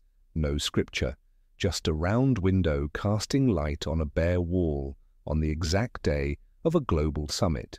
When you walk into a building and feel a strange stillness, a balance that transcends engineering, a presence not in sound but in structure. You may not just be entering a space, you may be entering a stratum of memory, a memory not meant for everyone, but one that always recognizes those who have learned to see with eyes once opened. In the Middle Ages, power was carved in stone. In the modern world, it's encrypted in systems. If the Templars once controlled finance through handwritten letters, safeguarded treasure with maps, and preserved memory through symbols, then today, everything they once protected may now reside within data centers, invisible, abstract, yet in control of everything. No more stone fortresses. Today, power hides in colossal servers. No more red crosses, only encrypted strings. And yet, in this cold, impersonal infrastructure, the organizational models, the tiered logic, and the operational codes curiously mirror those of the Templar network. The Templars were among the first to run a transcontinental system, delegating authority through levels, encrypting knowledge through symbols and signals. Today's tech giants, Google, Meta, Amazon, Apple, Microsoft, operate global ecosystems beyond the reach of any single nation. And the founders or key executives behind many of these systems often trace their heritage back to old European families, not all, but more than coincidence can explain.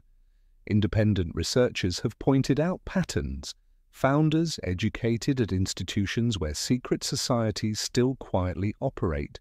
Stanford, Harvard, Oxford. Recipients of special scholarships, members of discreet intellectual clubs. Some scholars have called it blood selection, not resume selection.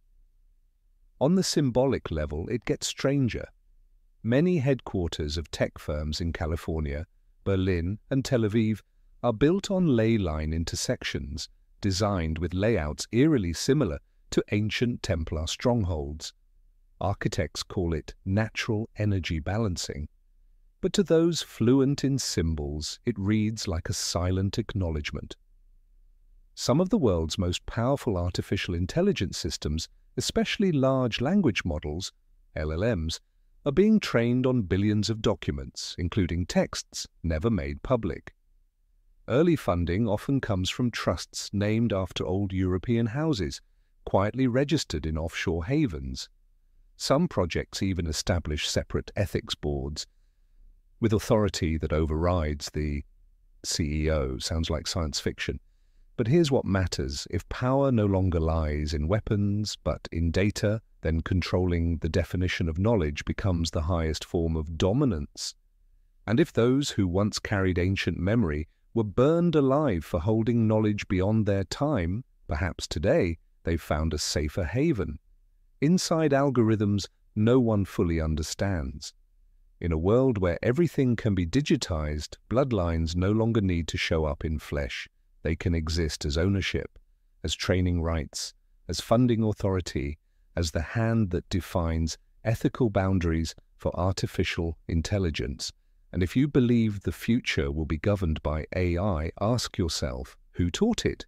Who gave it data? Who wrote its worldview? And ultimately, who has the right to turn it off? Because when power has learned how to disappear, the only place you'll recognize it is in the questions you were never allowed to ask. September 11th, 2001. 2 planes hit the Twin Towers. One crashed into the Pentagon, another vanished in the skies over Pennsylvania. More than 3,000 people dead. The world was in shock. But in the midst of the smoke and rubble, something rose that wasn't just fear. It was a new order. Just weeks after the attack, sweeping surveillance laws were passed. Individual freedoms shrank at a scale never seen before. Governments gained permission to intervene in digital lives, redraw borders, and wage wars in places that had never been part of the conversation. But what no one saw was who designed the response and who stood to benefit. In diplomatic corridors, emergency meetings began, quiet gatherings of people with no official titles, not politicians, but hedge fund chairs, strategic consultants, and representatives of old banking families. They issued no public statements, yet every major policy was test-floated with them before it was announced. According to leaked documents, in the summer of 2001, just weeks before 9/11, there were a series of private meetings in Geneva, Basel, and Montserrat, Spain, a remote monastery that once sheltered post-Templar descendants in the 14th century. No official attendee list exists, but records of private security hires, jet bookings, and restricted airspace lockdowns do. One independent genealogical researcher claimed to trace at least 3 noble European bloodlines with family members present at those gatherings. Within weeks of the attacks, some had moved vast wealth into surveillance tech, cybersecurity, and defense, earning billions in the years that followed. Others made suspicious trades, shorting airline stocks days before the disaster, through century-old trusts registered to untraceable entities. There is no evidence that ancient bloodlines orchestrated 9/11. But what's striking is this: if there were a group with enough knowledge of history, enough patience, and enough emotional detachment to see catastrophe as an opportunity to redesign global systems. They would not act like terrorists, they would act like architects. The Templars were once burned alive, not just for their wealth, but for possessing a vision that spanned centuries. They believed that sometimes, to rebuild the world, a great shock was needed. Not something explainable in the moment, but entirely logical, if seen from the eyes of those rewriting the rules.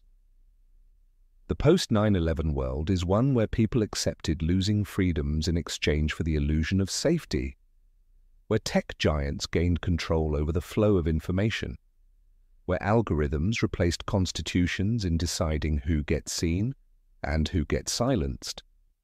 And if anyone ever learned that the most powerful form of control is the one that's requested voluntarily, it would be those who had survived purges who understood that power doesn't need to be seized, only reaction needs to be designed.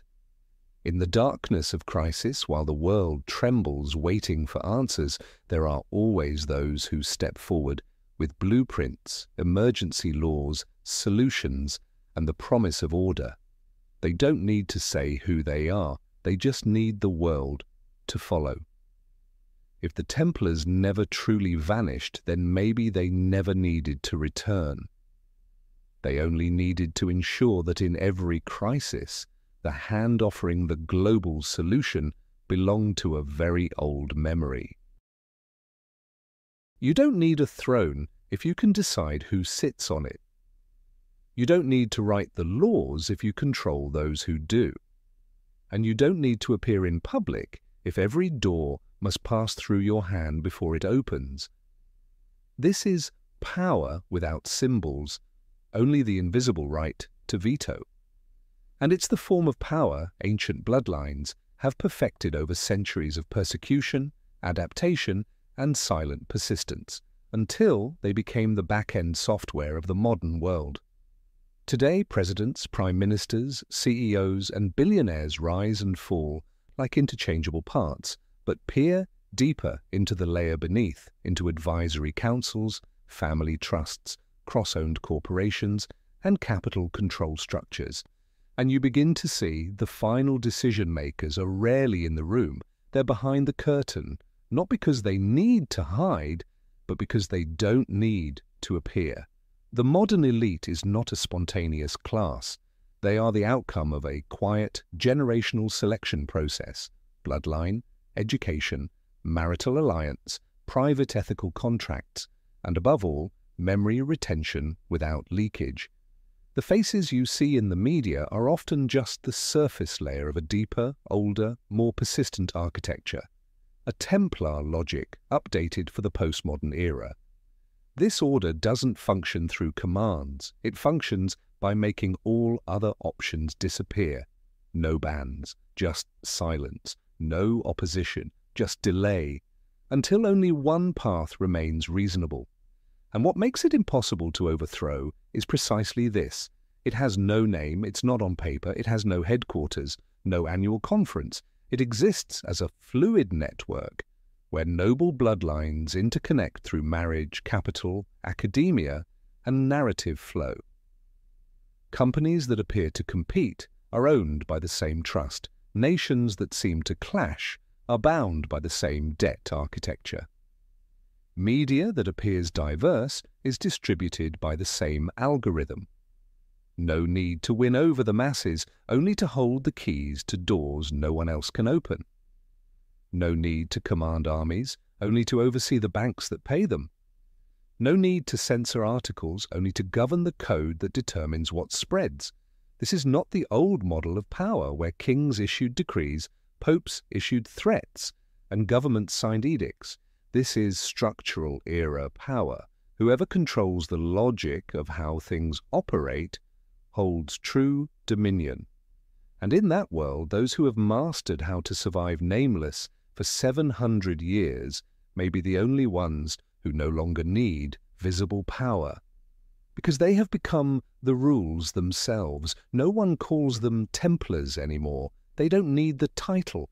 But if all roads eventually lead to the same families, the same thought architecture, the same class that never leaves the negotiation table, then perhaps they never vanished. They only changed roles, from knights to architects, from guardians of a sacred land to designers of the world.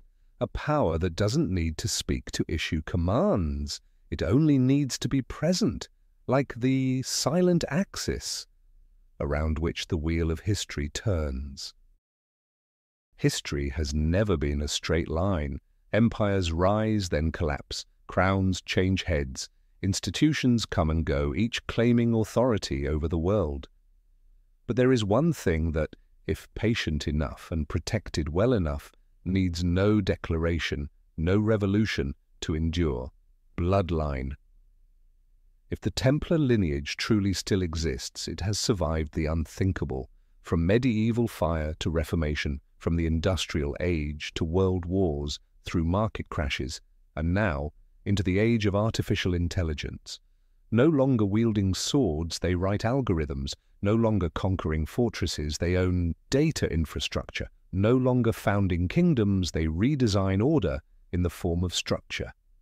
Look at it all: centuries-old banking families, media networks overseen by unnamed boards, tech giants headquartered on ancient ley lines, universities admitting students based on invisible criteria, investment trajectories converging toward a core group of names.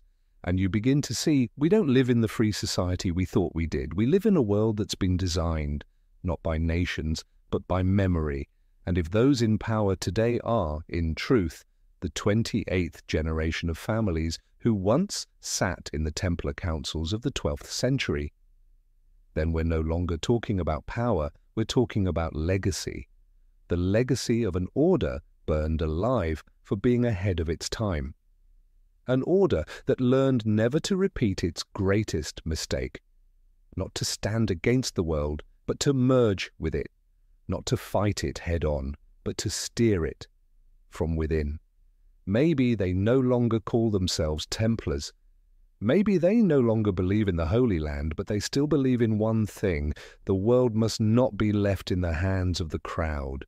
And if that's true, then every revolution is merely surface-level restructuring. The axis of control never moved. It stayed exactly where you were never meant to look. We're not taught this, not in school books, not in the news, not in liberal education programs, but the traces are everywhere: in architecture, in financial law, in corporate structure, in the way information is filtered, distributed, and framed. And so the final question isn't, who are they? It's this: have we ever truly escaped them? With all our progress, our chaos, our reforms, has the world ever truly slipped out of reach from a memory that survived every book burning? If your answer is, I'm not sure, then maybe. The Templars never disappeared. They just stood where the light never shines.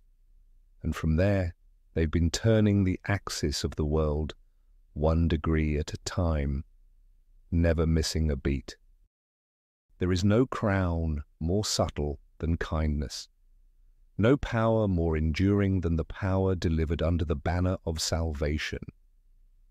when those who rule no longer call themselves rulers, but helpers, control reaches a level where no one even thinks to question it. And if the Templars understood anything about human nature better than anyone else, it was exactly this. In the Middle Ages, they wielded swords, yet built hospitals. They fought battles, yet offered sanctuary to pilgrims. The blend of warrior and saint, blood and compassion, made it impossible for Europe to define them clearly. Today, the model has returned, not in castles or knights, but in global NGOs, supranational charitable foundations, and ambitious world-rebuilding programs offering scholarships, healthcare, food, and education. The Bill and Melinda Gates Foundation, Open Society Foundations, Wellcome Trust, Ford Foundation, Rockefeller Foundation, the Clinton Global Initiative. They are not just humanitarian institutions. They are funders of global health policy. They rewrite education in developing nations. They set ethical standards for emerging technologies. They influence what is taught in the world's most elite universities. Their internal structures are not fully public. Their governing boards are unelected. Their financial disclosures are partial at best. And nearly all of them operate through layers of satellite partners, local arms led by graduates of elite Western institutions, where the memory of power isn't taught through textbooks but through the atmosphere. What do these organizations have in common? Yes, wealth, yes, influence, but above all, immunity from scrutiny. When a body delivers vaccines, clean water, scholarships, and disaster relief, who dares to object?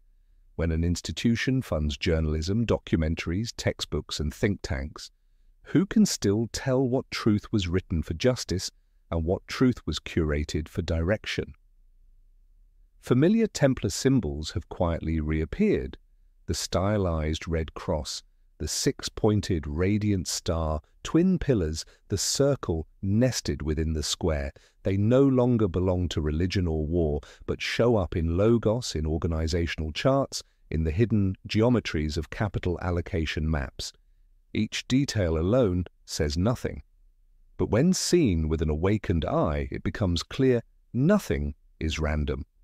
The Templars were once burned alive for carrying knowledge ahead of their time.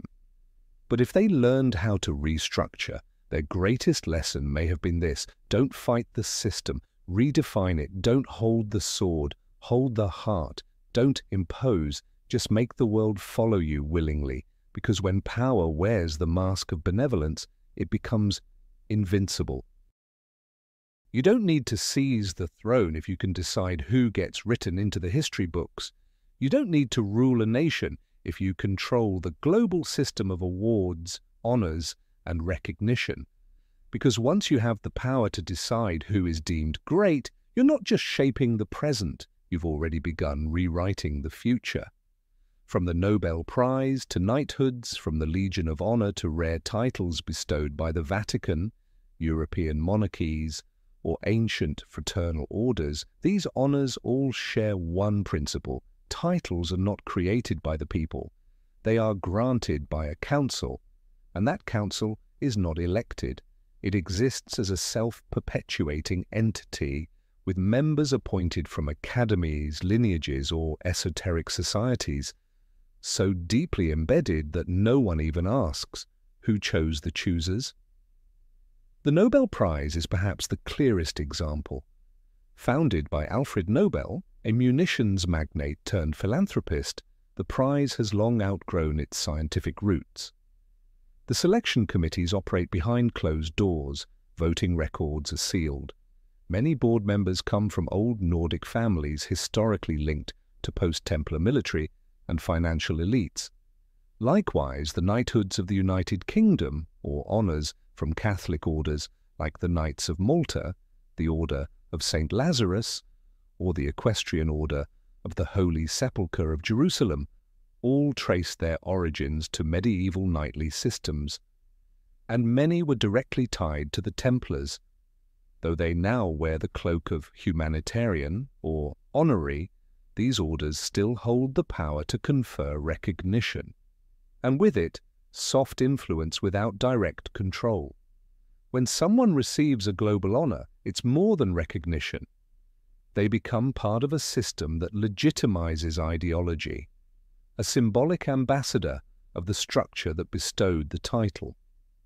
When most recipients come from the same schools, same networks, same bloodlines, the system becomes a closed circuit. The chosen confirm the choosers. Dig deep into the lists of past honorees and you'll see the same names, the same universities, the same belief systems, and when someone dissents, dares to challenge the structure or disrupt the defined order, they are almost never acknowledged, no matter how great the contribution. As if recognition itself has become a filter for the future of memory. If the Templars were once burned for preserving forbidden knowledge, their descendants may have learned a far greater lesson. Don't just preserve knowledge, control its definition, because once you control what knowledge means, you don't need to be in charge. You only need to be the one who decides who gets permission to lead. A title, a medal, a global commendation is the modern-day crown. No one needs to kneel, but everyone still bows. Every fallen dynasty leaves ruins. Every collapsed empire leaves behind documents, images, monuments. But there is a form of power that leaves nothing, only silence, an influence that cannot be traced, cannot be questioned, yet pulses steadily like the heartbeat of a system with no central organ. This is the power of those who never speak, never appear, yet are always in the right place, at the right time.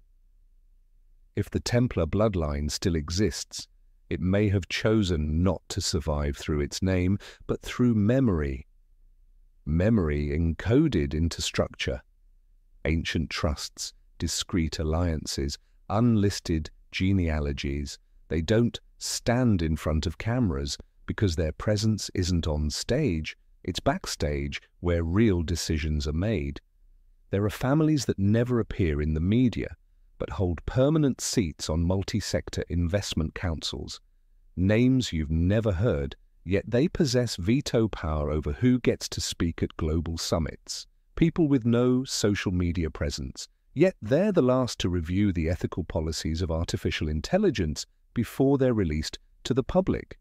In cities like London, Vienna, Lisbon, and Basel, once hubs of the post-Templar network, there exist private archives that have never been digitized. They are never auctioned, never indexed, never shown in national libraries. Some researchers granted temporary access speak of deer-hide scrolls, redacted family trees, and letters written in ancient cipher where the Templar oath has been rewritten for a new age, no longer with swords, but with the will to continue. Among these documents appears a concept called the sleeping blood, individuals born from minor branches, living ordinary lives, unaware of their origin until the time comes.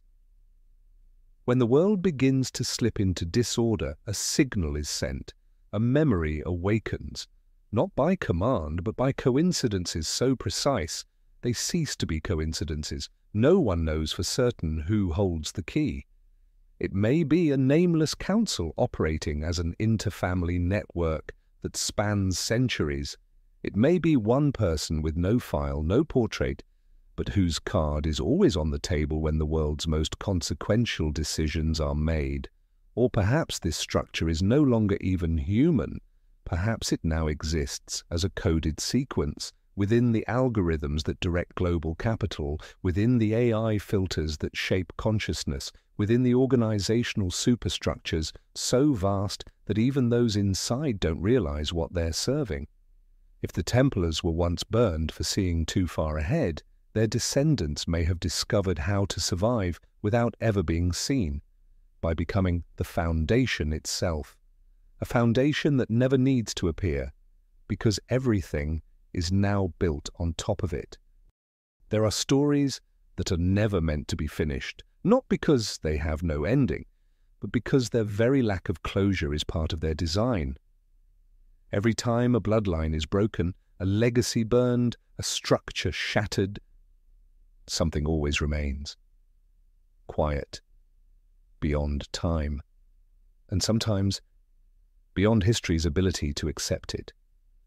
The Templar bloodline, if it still exists, has endured through eras that even the greatest empires couldn't survive.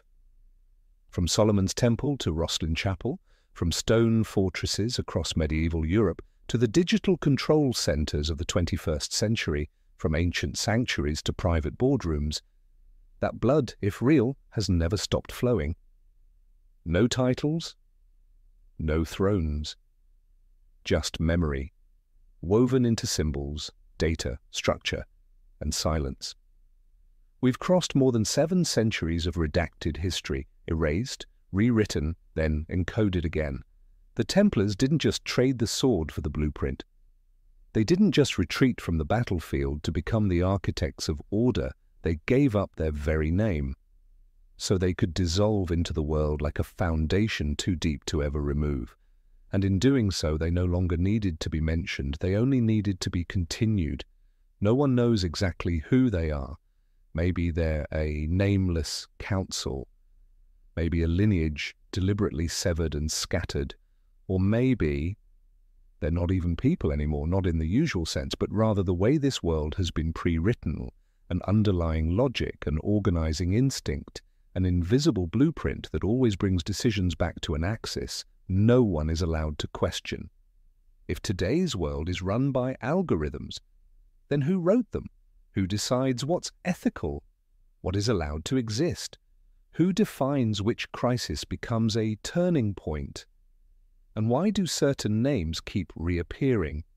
Not in the headlines, but in the internal acknowledgements of the world's most critical documents. We live in a world structured like a network, but no one is taught how to read the diagram.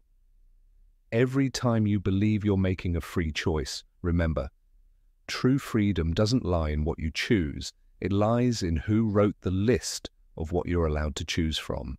If real power is the ability to make others stop asking questions, then maybe the Templars were never destroyed. Maybe they simply learned how to become the invisible layer beneath what we call normal.